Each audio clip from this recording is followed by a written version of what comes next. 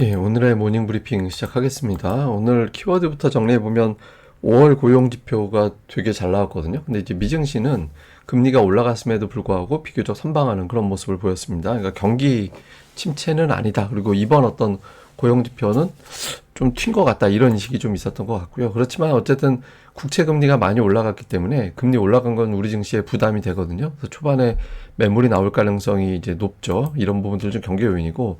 근데 어쨌든 이번 주에는 엔비디아, CPI, FMC, 만기 이런 것들이 겹치는 주간이라서 월요일부터 목요일까지 특히 목요일에는 모든 어떤 재료들이 집중되는 그런 날이 되거든요. 그래서 이제 좀 변동성이 커질 수밖에 없는 그런 주간이라고 봐야 될 것 같습니다.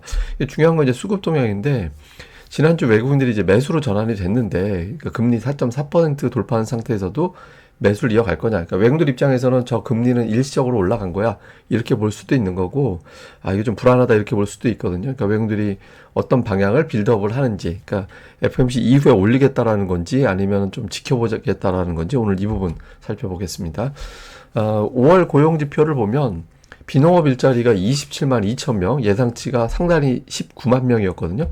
예상치 대폭 높게 나왔고 실업률은 뭐 조금 높게 나왔습니다. 3.9가 예상이었는데 4.0이 나왔고 시간당 임금은 예상치가 뭐 3.9에서 4.0% 전년 대비 상승이었는데 4.1이 나왔거든요. 고용 지표가 전체적으로 강했어요. 그래서 특히 비농업 일자리가 예상했던 것보다 훨씬 더 많이 나오게 되면서 미국 고용이 되게 세다. 금리 못 내릴 것 같다. 이런 분위기가 있었거든요.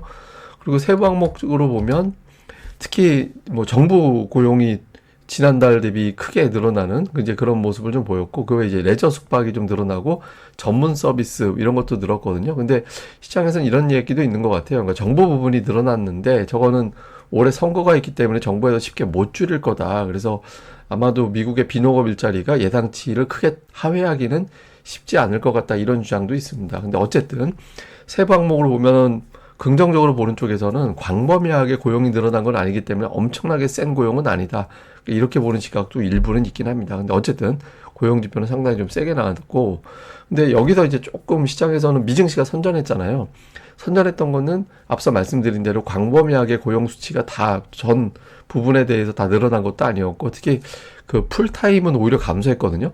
풀타임은 감소하고 파트타임이 증가했다. 그래서 미국 고용의 일자리 어떤 질이 그렇게 좋은 편은 아니어서 이런 부분들 감안해 보면 뭐 이번 고용 지표 가지고 뭐 금리를 올려야 될지도 몰라 또는 이것 때문에 금리 인하는 틀렸어 이렇게 판단하기에는 좀 이른 것 같다 이런 주장들도 일부 있었던 것 같습니다. 근데 이번 올해 미국 고용 지표는 되게 특이한 것 같아요. 같은 노동부에서 나오는 구인 건수, 구인 구직 이런 건수를 보면 줄어들고 있거든요.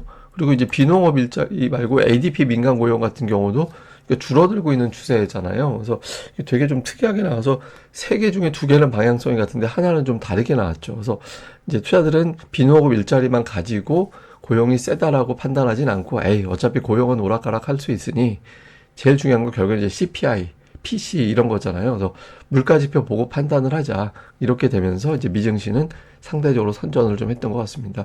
근데 어쨌든 우리는 미증시가 어떻게 돌아갔느냐도 중요하지만 국채금리, 달러 인덱스가 어떻게 되는지가 되게 중요했잖아요. 근데 투자자들은 이걸 보고 금리 7월까지 또는 9월까지도 인하는 쉽지 않을 것 같다. 이렇게 후퇴하게 됐고 금리는 대폭 올라가게 됐거든요. 그래서 초반에 오늘장 초반에 증시가 조금 고전하면서 출발할 가능성이 있죠. 그래서 이 부분은 좀 부담 요인. 그래서 해외 쪽에서 넘어온 재료는 중립 이하로 넘어왔다. 이렇게 봐야 될 것 같습니다. 월가의 반응은 미국 시장만 놓고 보면 그렇게 부정적이진 않았어요. 예를 들어서 뭐 연준의 대변인으로 불리우는 닉 티밀하우스 기자 같은 경우는 연준은 고용보다는 물가 지표를 더 중요하게 볼 거다. 이번 고용 데이터가 뭐 금리 정책에 큰 변화를 줄 사안은 아니야. 이렇게 코멘트를 했고 또 다른 곳에서는 연준은 이번에 더 많은 데이터를 기다릴 거야. 이렇게 이제 원론적인 이야기 할 거다. 이렇게 이제 코멘트를 했고, 울프 리서치 같은 데서는 CPI 데이터가 중요해서 이번에 이제 주 후반에 나오게 될 CPI가 전월 대비 0.3% 미만이니까 앞에 0.2 몇 퍼센트 이렇게 나와야 된다는 거죠. 그런 수치가 나오면 연준이 긍정적으로 평가할 거다. 이렇게 이제 했고, 블룸버그에서 이제 경제학자들 대상으로 설문을 했거든요. 올해 두 번 내릴 거다 41%, 한 번 또는 인하가 없다 41%. 되게 팽팽해요. 예, 그래서 지금은 일단 시장에서는 두 번 정도까지는 이제 인하할 것이다라는 그 표기가 되면 연준에서 그렇게 되면 그냥 별로 악재로 생각하지는 않을 거고, 그런데 이제 한 번 또는 없다 이런 식으로 점도표가 이동하게 되면 부분적으로는 좀 악재로 받아들일 가능성이 있는 것 같습니다. 근데 이건 어차피 뭐 우리가 목요일은 돼야 이제 결과를 보게 되는 거니까 이제 그때 가서 확인하면 되겠죠. 자, 우리 증시는 외국인 투자자들의 매매를 보면 선물은 되게 다이나믹하게 매매하거든요. 쭉 팔았다가 쭉 샀다가 매도했다가 샀다가 이렇게 오락가락하면서 지수를 흔드는데, 현물 같은 경우는 뭐 그 사이사이마다 매도 구간이 있긴 있죠. 요 구간마다 매도 구간이 있긴 하지만 매수 기조 자체는 그대로 이어가고 있거든요. 그리고 매도하는 것도 보면 특징이 뭐냐, 매달 마지막 주, 한 뭐 4주차 또는 5주차에 한 번씩 대량 매도 한번 쏟아붓고 그 다음에 다시 매수하고 이런 패턴이 반복되고 있거든요. 그러니까 아마 뭐 월말 리밸런싱 뭐 이런 것들 때문에 이제 매도하는 게 아닌가 이렇게 추정이 되는데, 어쨌든 외국인들의 매수 기조는 유지가 되고 있다. 근데 그 주말에 국채 금리가 올라간 상태라서 외국인들이 이번 주 5거래일 중에서 3거래일 순매수하고 순매수하는 날 2,700억 원 이상의 순매수가 붙어지느냐, 뭐 당장 오늘이 외국인들의 의지를 확인하기에는 되게 좋은 날이 되죠. 그래서 현물에서 특히 오후장에서 매수가 붙는지 볼 필요가 있고, 그 다음에 이제 코스닥 쪽에서는 그 지난주 그러니까 6월 들어서 움직임을 보면 좀 업종별 특징이 두드러져요. 가장 강한 건 이제 PSK 홀딩스를 비롯한 일부 반도체주들이 좀 강한 모습을 보이고 있고, 지난주부터 각도가 위로 확 틀기 시작한 게 이제 2차 전지주들, 그러니까 에코프로 뭐 이런 종목군들이 위로 틀기 시작하고 있거든요. 근데 그 외에는 업종 내에서 종목별로 달라요. 그러니까 예를 들어서 뭐 제약바이오 쪽에서 셀트리온 제약은 돌리는데 알테오젠은 올라간다든가, 화장품주들도 그 안에서 세부적으로 조금 갈리는 모습이 나오고 있고, 엔터주는 전반적으로는 조금 오락가락하는 그런 패턴이 나오고 있죠. 그래서 강한 업종으로 치면 반도체, 2차 전지, 제약의 일부, 그러니까 이런 종목군들이 최근 6월 들어서부터는 좀 움직임이 셌거든요. 그래서 오늘 어떤 시장이 이렇게 흔들림이 나올 때, 근데 금리가 올라가면 금리가 내려갔으니까 이 종목은 사두지 이렇게 하는데, 금리가 올라가면 이거 금리 올라가면 이 상황에서 못 사 이렇게 돌아설 수도 있거든요. 그러니까 오늘 같은 날이 업종의 어떤 매수 의지를 확인하는 데는 상당히 좋죠. 그래서 제 수급 동향을 볼 필요가 있고요. 그리고 코스피 같은 경우는 그 월요일에 4월 22일부터 따져놓고 보면 월요일에 증시가 대체로 괜찮았거든요. 그러니까 6주 중에서 4주가 무려 1% 이상 올라가는 그런 모습이 나왔고, 그 사이에 하루 빠진 게 있는데 0.02%니까 거의 제자리였잖아요. 그래서 오늘 뭐 월요일 목요일이지 위클리 만기가 있고 뭐 그런 것도 있습니다만은, 어쨌든 이 패턴을 만들어낼 거냐, 오후장에서 뭐 양봉으로 뽑아 올라가는지를 보면 알죠. 그러니까 이게 요일에 특정 요일에 강하다라는 거는 그날은 뭐 이제 만기 같은 어떤 개별적인 이제 옵션 쪽 힘이 더 강하게 작용하는 거라고 볼 수 있거든요. 그래서 오늘 장에서도 저런 어떤 금리 상태에서도 오후장에서 뒤집을 수 있는지 이것도 이제 주목을 해봐야 되는 포인트인 것 같습니다.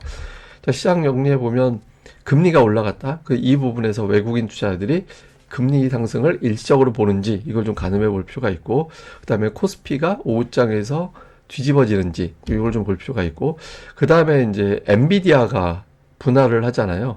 엔비디아 분할되면서 이제 1200달러에서 120달러로 바뀌면서 거래가 되거든요. 그래서 투자자들은 오늘 밤에 엔비디아가 어떻게 될 거야? 라고 이제 미리 가늠을 할 거예요. 그래서 오후장에 미증시를 걱정하는 상황으로 가는지, 이건 또 뭐 선물하고 같이 봐야겠습니다만은, 그런 것들을 보면서, 그러니까 이런 걸 의식하지 않고 그냥 훅 밀어붙이는 게 제일 좋죠. 그러니까 오늘은 오전보다 이제 오후장의 어떤 수급 변화가 더 중요한 것 같습니다. 그 다음에 코스닥에서는 지난주 2차 전지 반도체, 그다음에 제약은 종목별로 그러니까 이런 반응이 있었거든요. 근데 빅3라면 2차 전지 반도체 제약, 빅4로 치면 여기에 엔터 추가되는 건데, 제가 계속 말씀드리는 건데 이 중에 2개는 올라야 된다.